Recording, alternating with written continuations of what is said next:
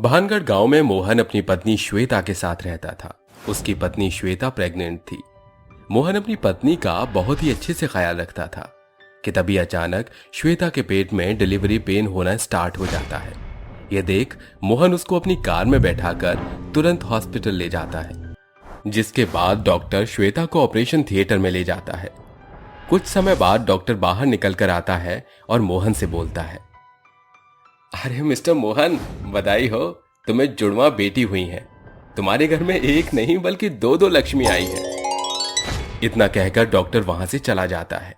यह बात सुनकर मोहन मुंह बनाते हुए बोलता है, हे भगवान, ये तो लक्ष्मी नहीं बल्कि मनहूस आई है मेरे घर में। मैं तो सोच रहा था कि मेरे लड़के होंगे, लेकिन मुझे क्या पता था कि लड़के होने की जगह ये दो मनहूस हो जाएंगी। मैं इन दोनों को अपने पास नहीं रखना चाहता। आखिर मैं क्या करूं?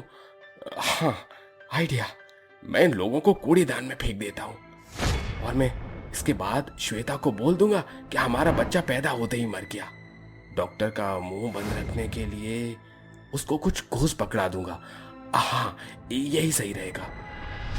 इतना कहकर मोहन डॉक्टर को थोड़े पैसे दे देता है और उन पैसों की लालच में आकर डॉक्टर अपना मुंह बंद कर लेता है। उसके बाद मोहन अपनी दोनों बेटियों को अपनी गोद में उठाकर भानगढ़ स्टेशन के कूड़ेदान में फेंक देता है और अपनी बीवी के पास जाकर उससे रोता हुआ कहता है, अरे डार्लिंग, मैं तुम्हें किस मुंह से बताऊं कि हमारा बच्चा इस दुनिया में नहीं रहा। नहीं मोहन, नहीं, तुम मुझसे झूठ बोल रहे हो। ऐसा नहीं हो सकता। अरे श्वेता, मैं सच बोल रहा हूँ। हमारी दो जुड़वा लड़की हुई थी और तुम्हें तो पता ही है, जुड़वा बच्चे ज्यादा समय तक जीवित नहीं रह सकते। श्वेता को बहुत दुख होता है कि अब उसके बच्चे इस दुनिया में नहीं रहे। कुछ दिन के बाद श्वेता अपने घर आ जाती है और मोहन से बोलती है, मोहन जी, मुझे यहाँ पर कुछ भी अच्छा नहीं लग रहा है। हम अपने शहर वाले घर में जाते हैं, चलिए ना। मोहन उसकी बात से सहमत हो जाता है और मोहन श्वेता को लेकर शहर चला जाता है। वहीं दूसरी तरफ उन दोनों लड़कियों को सुरेश अपनी गोद में उठाकर खुद से बोलता है, अरे ये दो बच्चे किसके हैं और इतनी तेज धूप में ये कितना रो रहे हैं। हे भगवान, आपने तो मेरी झोली भर दी।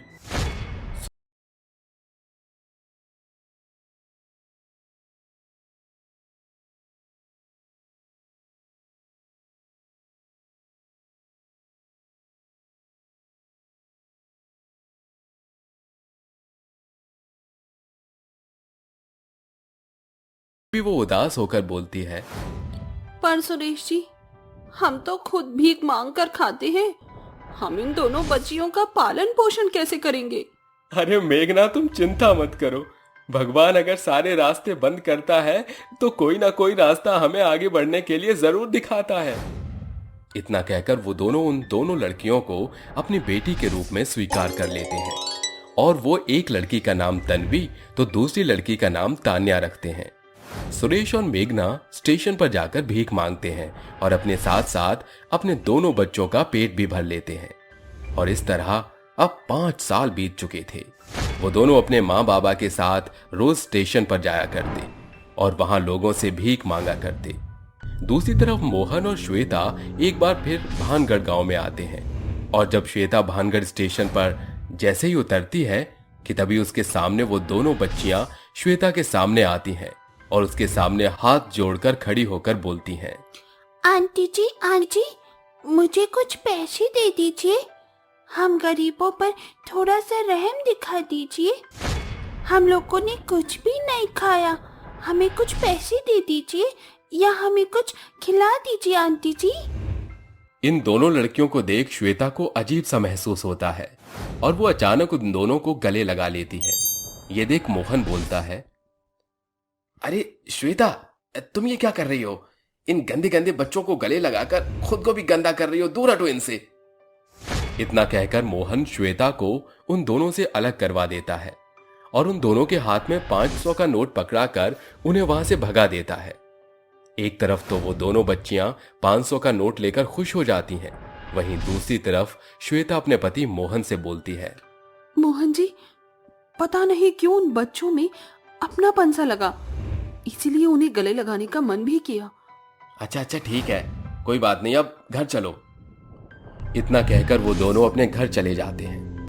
श्वेता मोहन के साथ घर तो चली जाती है, लेकिन मानो उसका दिल और दिमाग उन दोनों बच्चों के पास ही रह गया।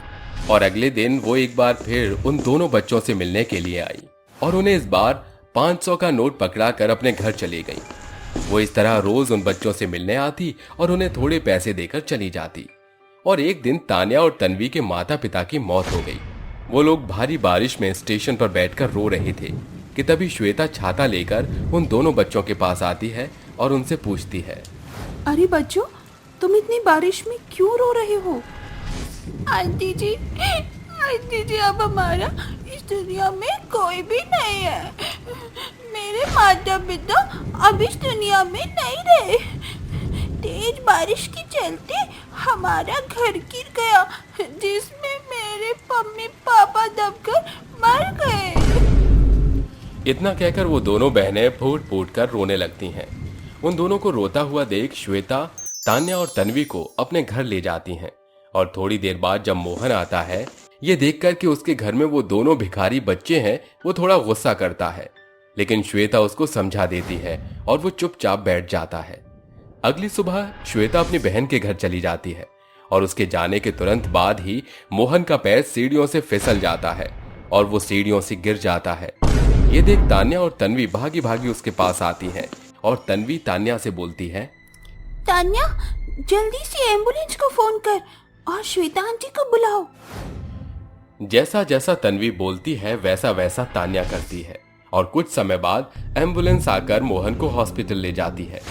मोहन के मन में ये डर बैठ चुका था कि अब वो जिंदा नहीं बचेगा। वहीं दूसरी तरफ श्वेता भी दौड़ी दौड़ी हॉस्पिटल पहुंच जाती है और थोड़ी देर बाद जब मोहन नॉर्मल कंडीशन में आ जाता है, तब वो श्वेता को सारा सच बता देता है कि तान्या और तन्वी ही उसकी अपनी बेटी है। ये सुनकर श्वेता बहुत ही खुश हो जाती है और उससे बोलती है, मोहन, तुमने मुझे मेरे बच्चों से दूर करने के लिए पता नहीं कौन कौन से रास्ते अपनाए, लेकिन भगवान ये सब देख रहा था। वो कहते हैं ना, माँ का दिल अपने बच्चों को पहचान ही लेता है, क्योंकि माँ का दिल माँ का ही होता है। और आज देखो, भगवान ने एक माँ से उसकी दोनों बच्चियों को मिलवा दिया। यह सुनकर मोहन को थोड़ा दुख होता है और वो उससे माफी मांगने लगता है। श्वेता मोहन को माफ कर देती है और अब मोहन और श्वेता अपने दोनों बच्चों के साथ एक खुशहाल जीवन बिताने लगते हैं।